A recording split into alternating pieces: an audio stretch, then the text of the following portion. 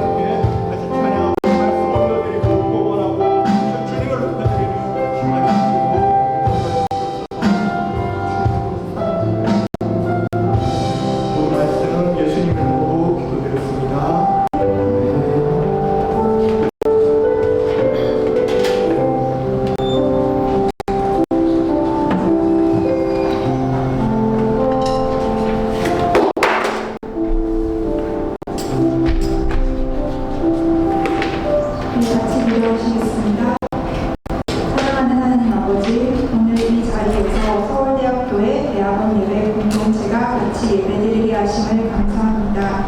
우리를 한 교회로 부르셔서 가족 되게 하신 하나님을 찬양합니다. 한 주 동안 호흡이 붙어있게 하심을 감사드립니다. 또한 건강하게 예배에 나올 수 있어 감사드립니다. 여러 일들과 어려움 사이에서 건져주심에 감사드립니다. 앞길이 막막한 형제 자매님들이 있지만 이 또한 하나님의 섭리 안에서 인도하여 주실 것임을 믿고 미리 감사드립니다. 또한 중보기도회와 공유기도회, 아침 기도회에서 드린 모든 기도들을 응답하여 주심에 감사합니다. 우리의 일주일간 알게 모르게 눈과 입과 마음으로 지은 죄를 회개합니다. 하나님을 나의 주인과 구세주라고 고백하면서도 삶으로는 그렇지 않았음을 회개합니다. 하나님 앞에 우선순위를 지키며 삶의 현장에서 믿음을 지키고 빛과 소금이 되어 살게 하여 주시옵소서. 또한 예배를 위해 간구합니다. 오늘 설교하시는 강동희 목사님에게 은혜 부어주셔서 귀한 말씀을 전하실 때 그 말씀이 저희의 마음을 박히고 저희가 그 말씀을 붙잡고 일주일간 살아낼 수 있도록 하여 주시옵소서. 서울대학교 대학원 예배 공동체가 온 마음을 다해 하나님을 경외하는 예배를 드릴 수 있도록 하여 주시옵소서. 서울대학교에서 힘들어하고 방황하며 또한 최선을 다해서 죽을 길로 달려가는 많은 사람들을 저희가 관심을 가지고 다가가고 복음으로 인도할 수 있도록 하여 주시옵소서. 한국 사회를 위해 기도합니다. 군대에서 수류탄 훈련 도중에 사망사고가 있었습니다. 사망한 병사의 부모님을 위로하여 주시고 군대에서 다시는 일이 일어나지 않을 수 있도록 하여 주시옵소서. 북한과 하루속히 통일이 되고 북한의 주민들이 해방될 수 있도록 하여 주시옵소서. 북한과 남한의 어떠한 무기도 한 사람도 다치지 않을 수 있게 하여 주시옵소서. 이스라엘 팔레스타인 전쟁과 러시아 우크라이나 전쟁이 속히 끝날 수 있도록 하여 주시옵소서.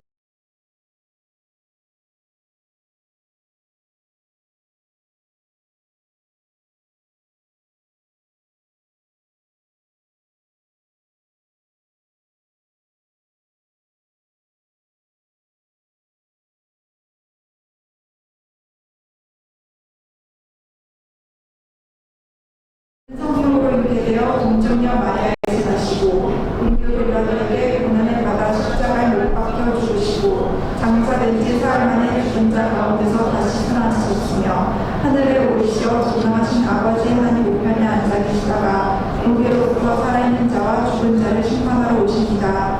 나는 성령을 믿으며 거룩한 공교회와 성도의 교제와 죄를 용서받는 것과 몸의 부활과 영생을 믿습니다. 아멘. 오늘 말씀은 강동희 목사님께서 유다와 왓디아라는 제목으로 전해주셨습니다. 설교 본문은 사도행전 1장 15절부터 26절까지입니다. 같이 읽겠습니다. 모인 무리의 수가 약 120명이나 되더라. 그때 베드로가 그 형제들 가운데서 일어서서 이르되 형제들아 성령이 다윗의 입을 통하여 예수 잡는 자들의 길자리가 된 유다를 가리켜 미리 말씀하신 성경이 응하였으니 마땅하도다. 이 사람은 본래 우리 수 가운데 참여하여 이 직무의 한 부분을 맡았던 자라. 이 사람이 우리의 값으로 밭을 사고 후에 몸이 곤두박질하여 배가 터져 창자가 다 흘러나온지라. 이 일이 예루살렘에 사는 모든 사람에게 알려져 그들의 말로는 그 밭을 악의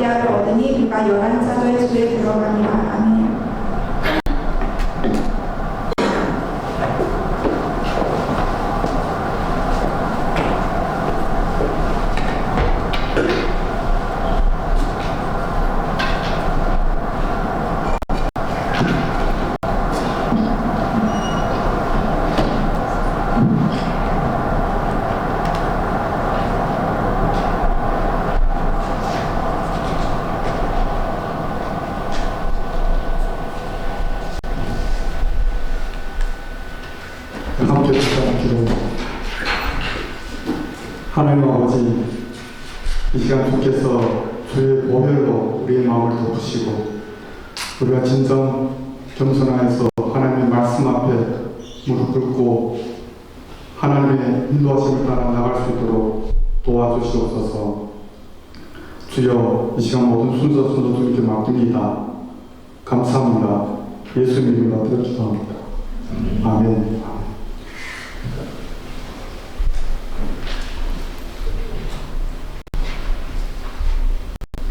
오늘 제목 유다와 마디아라는 제목으로 말씀 나누고자 하는데요. 유다는 가룟 유다를 말하는 겁니다. 갑자기 노트북까지 가고. 예.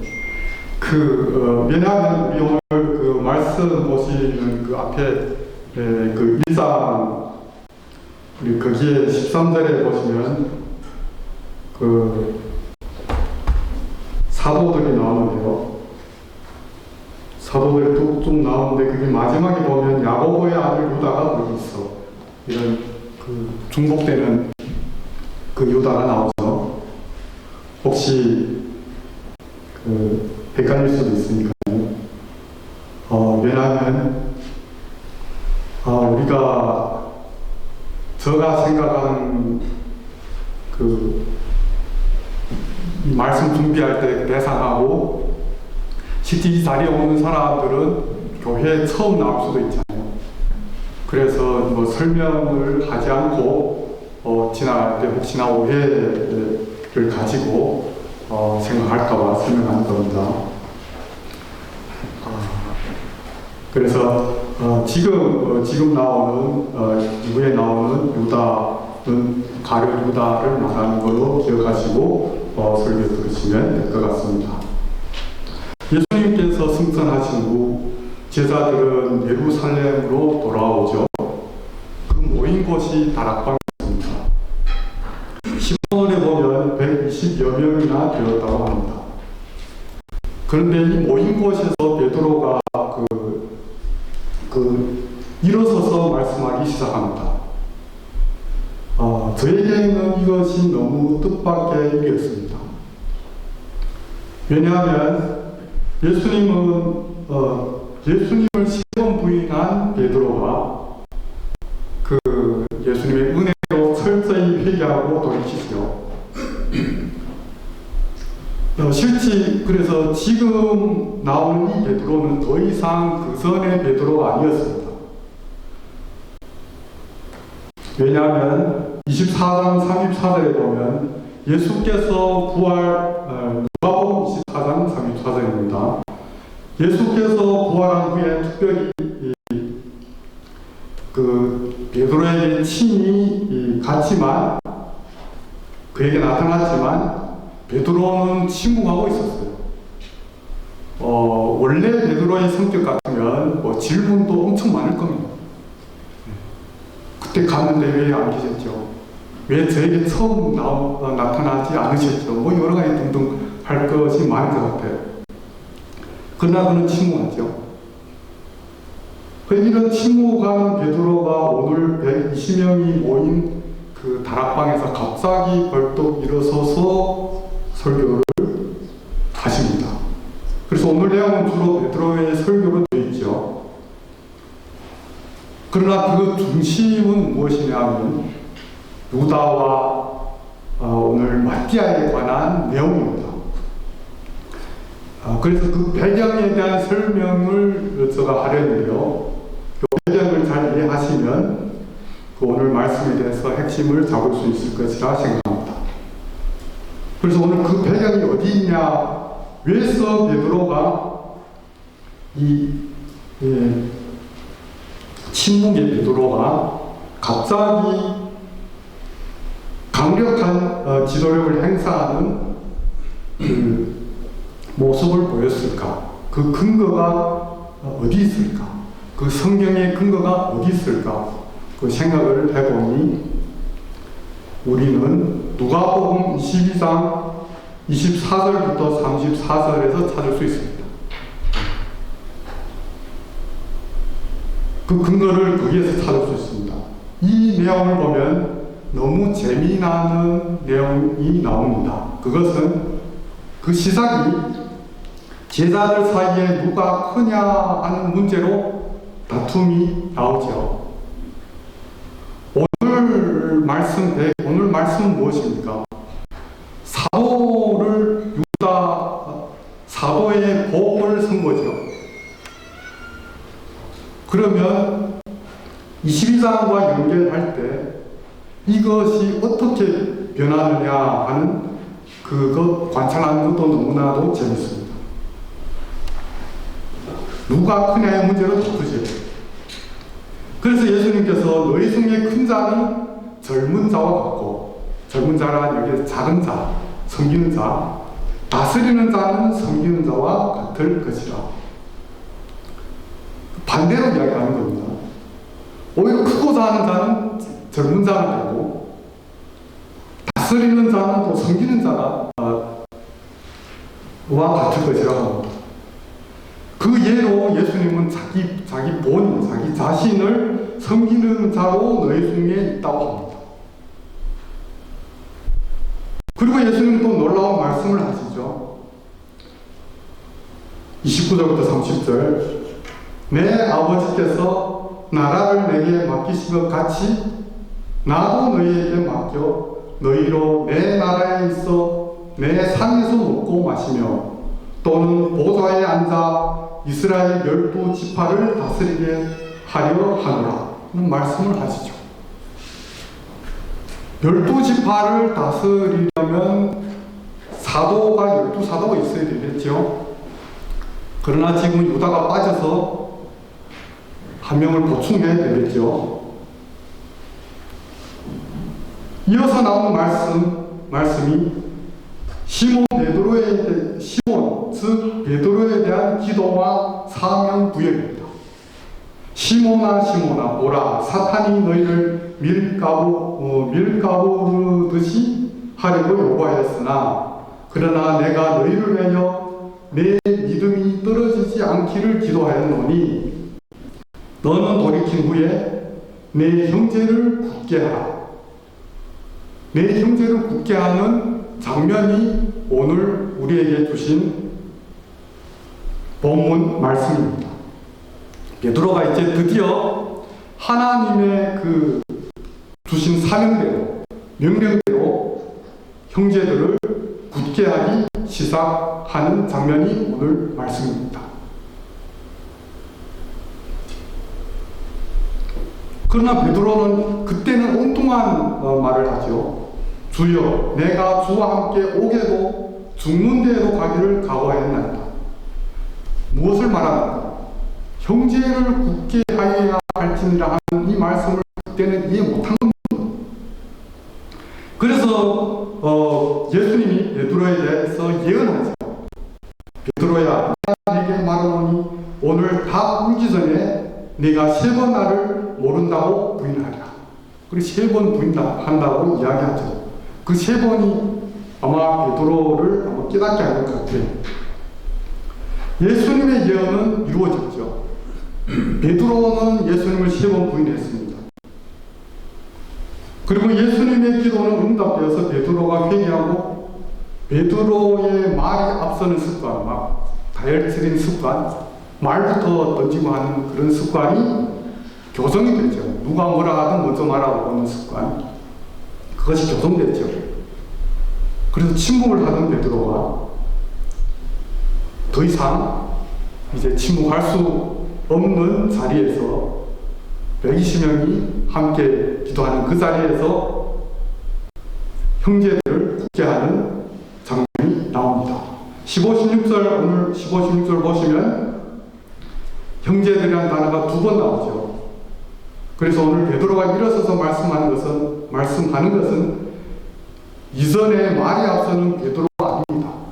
그리고 또 너무 뜻밖에도 베드로가 오늘 인용하는 말씀이 그 전에 누가복음 22장에 나온 그 예수님께서 하시던 말씀을 인용해서 그 이제 12지파로 또 이제 그 다스려야 되니까 우리 12사도가 하나 부족하기 때문에 하나를 보충해야 된다고 이야기하지 않습니다. 오히려 베드로는 너무나도 유식하게 시편 69편 25절과 109편 8절 말씀을 인용하여 성경 말씀 성취의 이중 당위성을 이야기합니다. 그 중에 하나는 유다의 배반에 대해서 성경 말씀을 인용하여 증언하죠.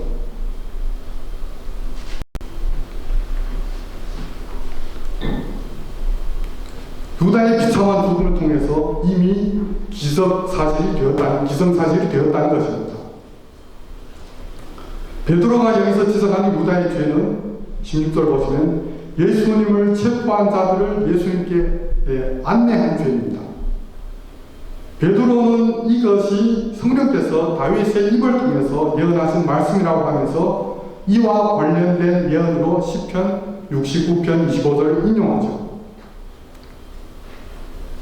저자 누가는 18절에서 12사도 중에 하나였던 유다가 그의 사도직을 버리고 우리의 사도로 예수님을 배반한 사실을 지적합니다. 사도를 재선출한 것은 유다가 죽었기 때문에가 아닙니다. 유다가 예수님을 배반했기 때문입니다. 베드로의 설교의 초점은 유다가 이와 같이 비참하게 죽음으로 예수님을 배반하고 비참하게 죽음으로써 시편 69편 예언이 성취되었다는 사실에 있다고 합니다. 그러나 이것은 또 이중성을 보여주고 있습니다. 그것은 유다의 베드로 말미암아 사도직의 보충의 필요성입니다. 이제 한 명을 뽑아야 된다는 것을 69편에서 찾고 있습니다.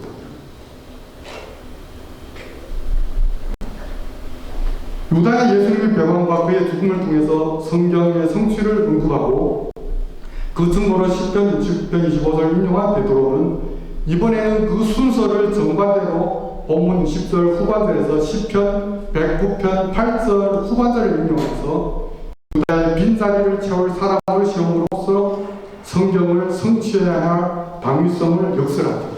21절 22절에 즉 베드로의 주장은 하나님께서 10편 69편 25절을 성취하였기에 이제 120문도들은 10편 109편 8절 후반절을 성취해야 된다는 것입니다. 여기에서 하여야 하리라는 원문으로 유다를 대신하여 예수님의 부활을 증거할 사람을 택하는 것이 성경을 성취하기 위해서 반드시 해야 할 의무임을 보여줍니다. 이것은 해도 되고 안 해도 되고가 아니라 반드시 한 사람을 더 뽑아서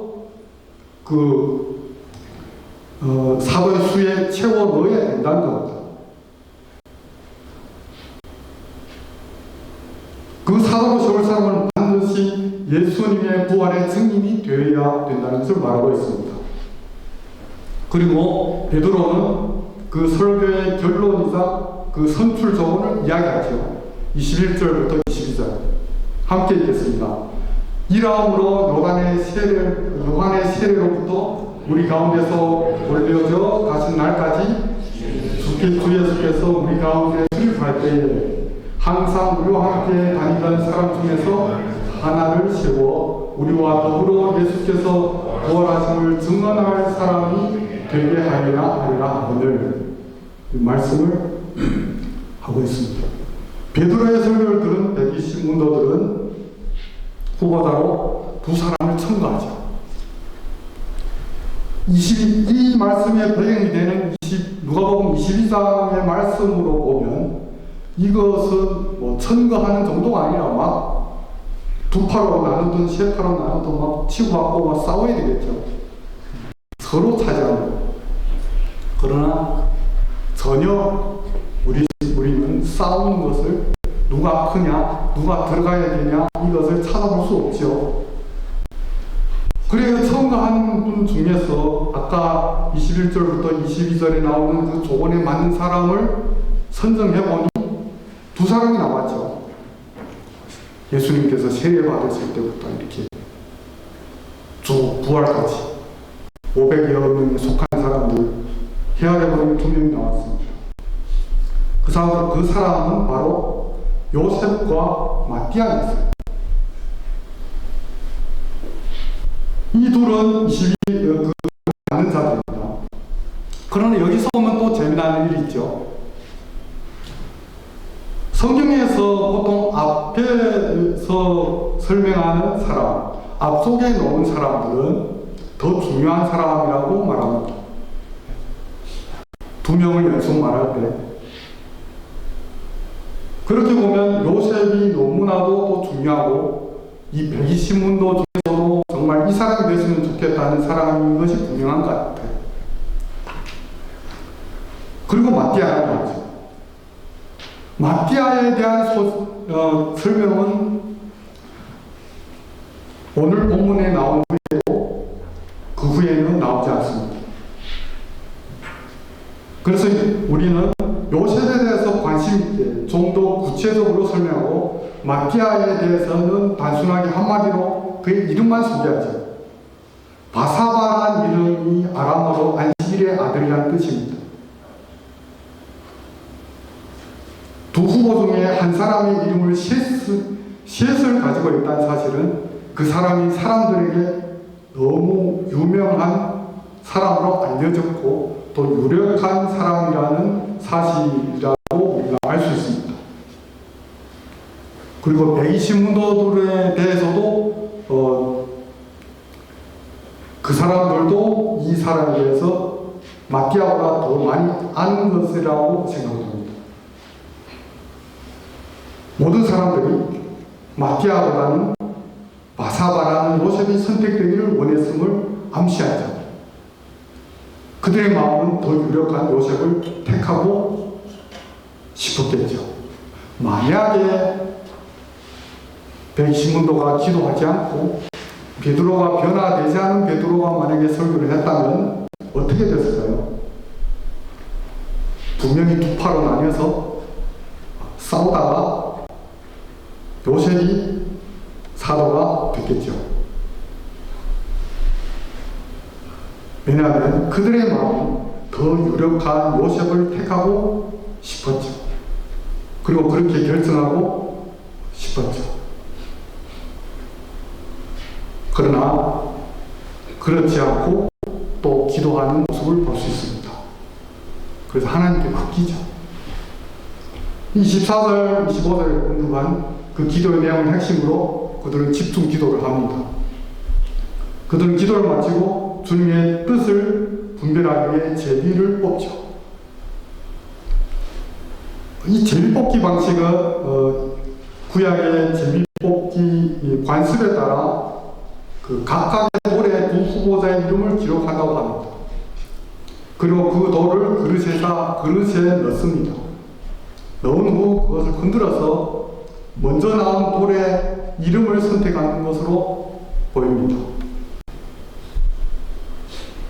11사도만 이 그릇을 흔들었는지 그러지 않으면 120문도 전체가 흔들었는지는 모르겠습니다.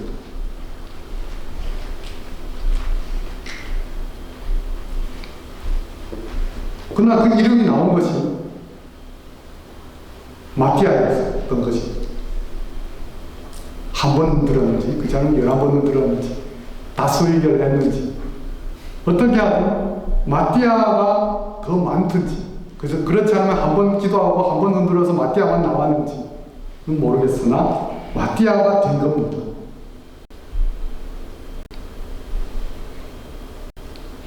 너무나 의외의 결과가 나온 거죠. 예상치 못했습니다. 유명한 이름을 가진 요셉이 아니라 마띠아가 된 것입니다. 사람의 눈에 그럴듯해 보이는 사람이 되지 않고 마띠아가 선출된 것은 사람의 생각과 방식을 초월하는 하나님의 지혜를 보여줍니다. 유다를 대신하여 마띠아의 이름이 하나님의 선물이라고 합니다. 마띠아에게 하나님의 선물이 된 거죠. 사도직이. 백이신문도에게도 선물이 됐겠죠.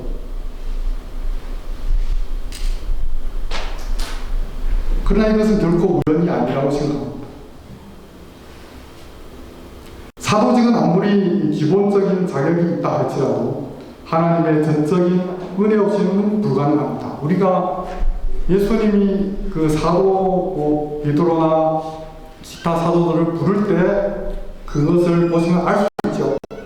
예수님께서 기도하시면서 부르셨는데 그분들은 그 바리새인이나 제사장이나 서기관이나 그런 유명한 사람들이 아니었습니다. 너무나도 보잘것없는 어부들이었죠. 그리고 다른 사람들의 손가락질을 받는 세리였어요. 오늘 마띠아는 어떤 분이었을까요? 별로 알려지지 않은 사도입니다. 그러나 오늘 본문이 전부입니다. 그에 대해서는. 그래서 우리는 그 21절부터 22절이 핵심되는 이 두 구절을 유심히 살펴볼 수밖에 없습니다. 사도의 자격을 제시하는 이 조건. 예수의 세례 때부터 부활 승천할 때까지 주와 동행한 인물이어야 한다는 것이 자격 조건입니다. 마띠아가 예수님께서 세례 때부터 승천하시고 또 승천하실 때까지 동행했다면 마띠아의 상황을 한번 생각해 볼 필요가 있습니다. 충분한 조건을 갖췄습니다. 그러나 자기보다 못한 사람들이 다 사도로 지금 되는데 마띠아는 이때까지 예수님이 승천한 후에도 사도와는 연관이 없는 사람이었습니다. 선택받지 못했습니다. 마띠아는 그러나 중도에 포기하지 않았죠. 계속해서 주를 따라다녔습니다. 우리라면 어떨까요? 다 졸업하는데 왜 나 혼자 못 졸업 못하지? 다 논문 쓰는데 왜 나 혼자 못 쓰냐? 다 교수 되는데 왜 나 혼자 교수 못하지? 그렇다면 그 마음이 어떨까요? 계속하여 주님을 따르고 싶을까요? 이 말씀이 오늘 우리에게 도전의 말씀이라고 생각합니다. 어떻게 할까요?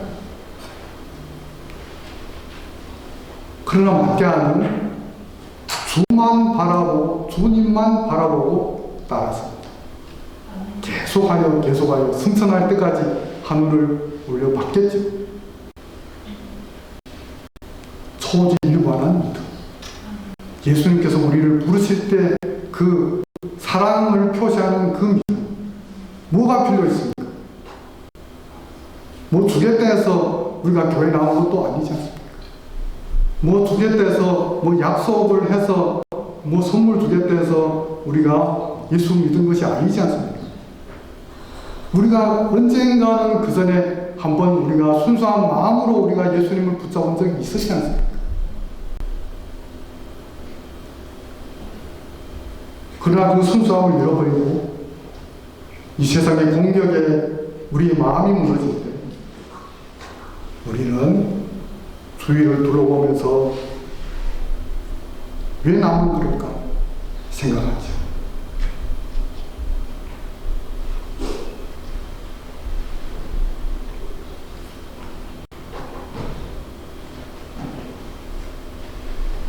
그래서 마띠아는 한마디로 말하면 처음과 끝이 동일한 믿음의 사람이었습니다. 반대로 유다는 어떻습니까? 너무나도 잘 나가죠. 가룟 유다는 예수님의 제자들 중에서 유일하게 유대 헤브론 출신이죠. 유대 지역 출신입니다. 가롯이라고 하는 그리로 사람이라는 뜻인데요.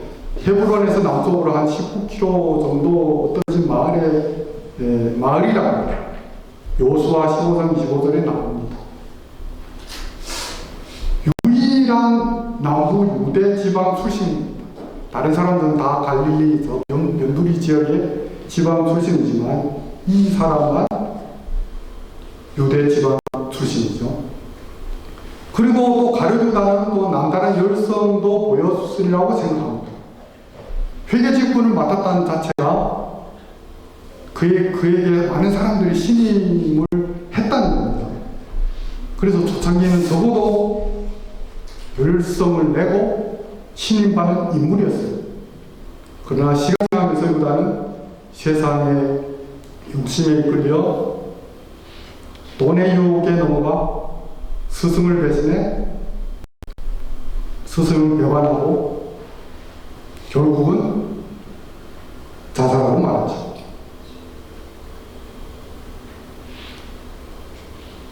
너무나도 차이나는 유다와 마띠아. 마띠아는 그리스도 외에 다른 것을 바라보지 않았습니다. 오직 예수 그리스도를 바라보며 묵묵히 뒤를 쫓았습니다. 누가 우리 사이에 크냐 다투는 제자들의 틈바구니에서 어쩌면 마띠아는 그들에게 멸시도 받고 천대도 받고 박대도 받았을 것 같아요. 수많은 실망의 화살과 수많은 좌절의 마음이 그에게 다가왔겠죠. 그는 예수 그리스도를 따름으로 인해서 어떤 혜택도 받지 못했습니다. 가룟유다가 받는 12사도들만이 누렸던 특권, 성만찬, 그렇죠? 특별한 교육, 백성의 또 접대, 연관이 없었습니다.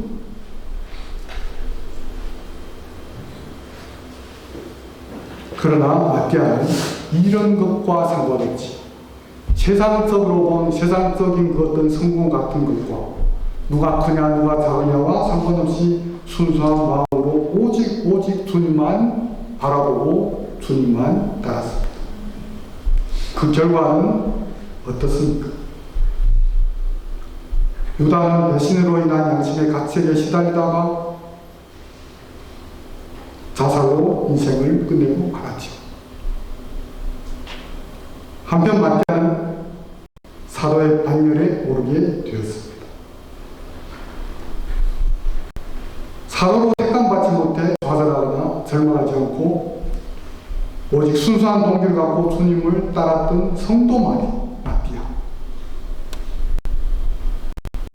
이제 하나님과 교회의 인정을 받아 영광스러운 사도의 반열에 사도의 수에 이르게 되었습니다. 유다와 마띠아, 그들이 인생에서 구하는 것은 달랐습니다. 인생의 성공을 구한 유다, 그는 세상에서는 잘 나갔지만 오히려 예수님을 배반합니다. 반대로 오직 그리스도를 구한 마띠아는 세상 사람들 보기에는 예수 믿고 실패한 인생이었어요. 그러나 그는 그 이름대로 하나님의 선물을 받게 됩니다. 하나님께서는 세상이 줄 수 없는 더 큰 것을 주셨고 얘기하셨고 우리에게 주셨습니다. 눈에 보이는 것이 큰 것이 아닙니다. 하나님이 우리의 아버지가 되시고 하나님이 우리를 사랑하사 우리를 당신의 자녀로 부르기 위하여 그의 아들을 보내셨죠. 하나님이 우리에게 약속하신 것은 부활 생명으로 가는 영생의 축복입니다. 그 이상 우리가 더 바라면 실제 우리는 우리의 마음에 한번 양심이 있느냐 물어볼 필요가 있습니다. 저도 정말 양심이 없을 때가 많죠. 이미 주신 것을 감사하지 않고 영생의 축복을 감사하지 않는 것이 아니라 까먹죠. 눈에 보이는 것을 더 큰 것을 보다 보면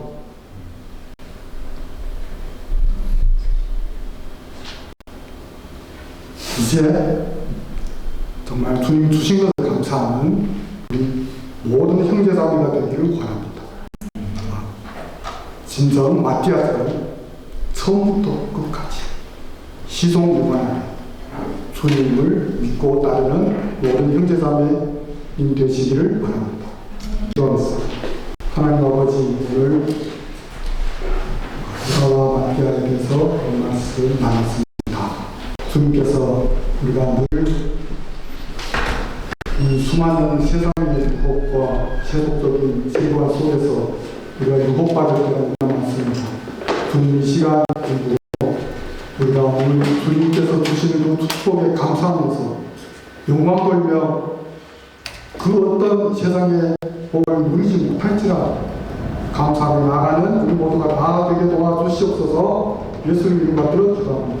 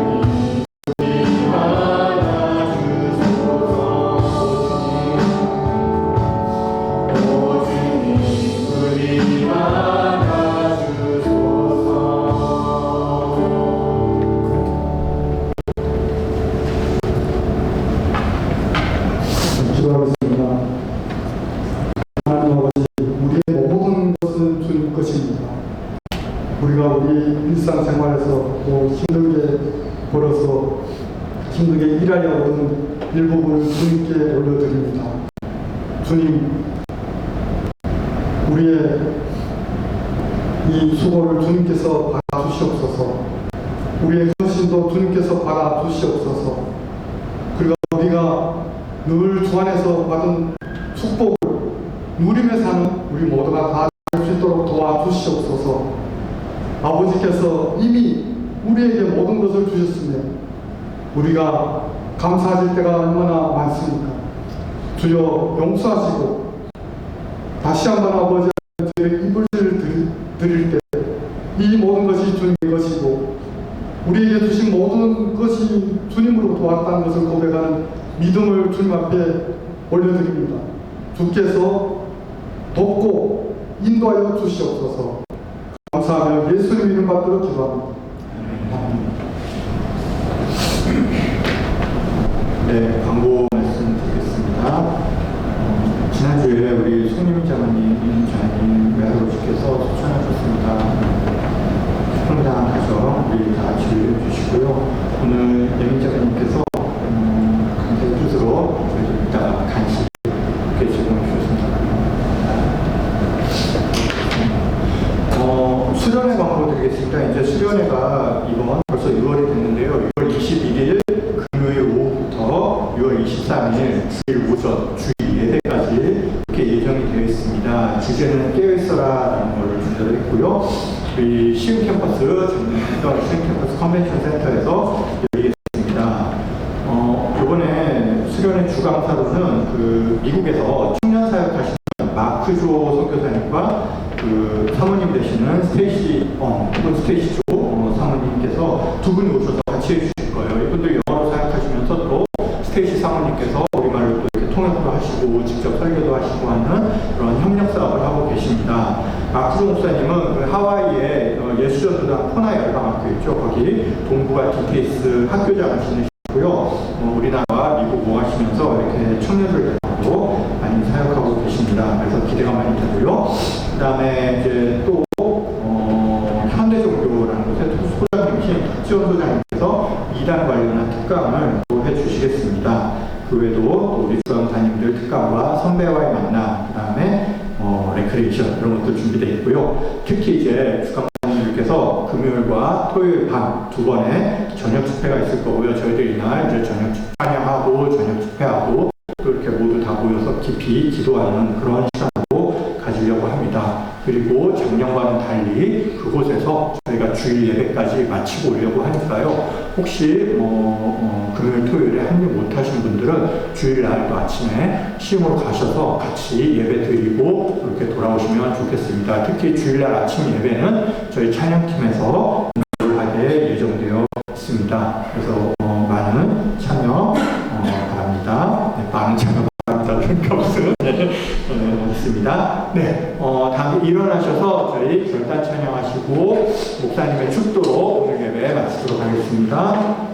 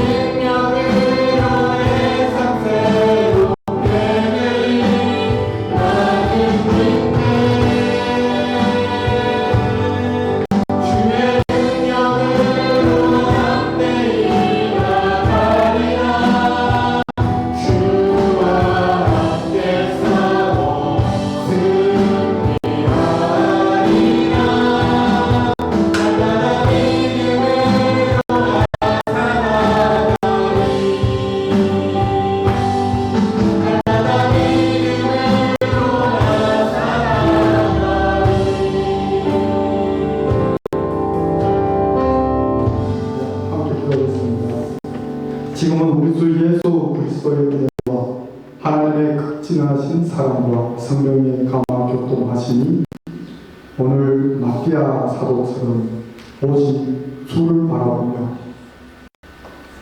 초지일관으로 주님을 믿고 따라가면서 주님이 주신 그 영생의 축복을 감사하는 이 자리에 모여있는 모든 형제자매 머리에 영원히 함께 있을지어다. 아멘. 아멘.